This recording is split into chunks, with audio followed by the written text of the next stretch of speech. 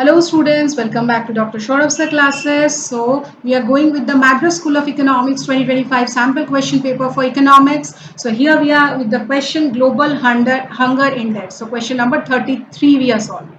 So Global Hunger Index is based on what? Undernourished population, child wasting, child stunting or child mortality, child wasting and child mortality, undernourished population, food production and average income, or child wasting, child stunting, child mortality or adult mortality.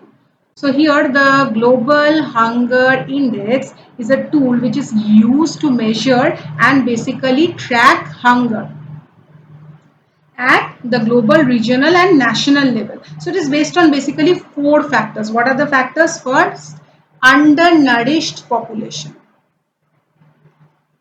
Undernourished population. That means the proportion of the population whose calorie intake is insufficient. Second, child wasting.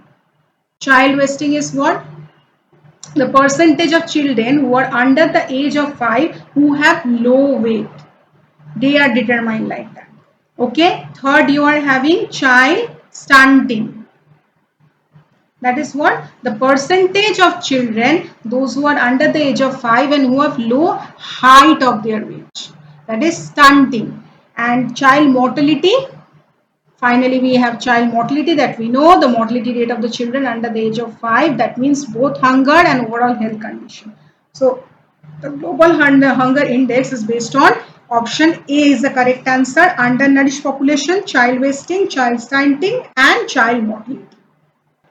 Next question is on again labor force participation. So let us read out the question. The trend in India's female labor force participation is considered a puzzle because why? Because the employment rate. What is the puzzle regarding this India's female? First let us understand this question.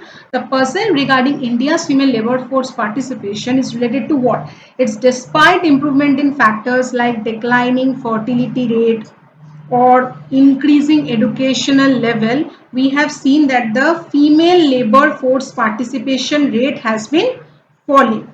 So this is a counterintuitive because these factors are typically associated with higher employment rate. So here the correct option is B. With declining fertility rate and increasing education level, female employment rates are falling. So this is your correct answer. Why?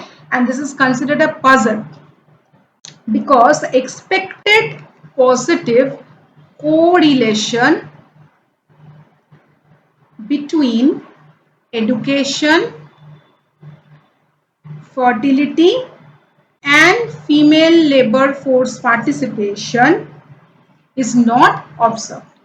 So this the correct answer for this question is B. Best of luck students for your examination.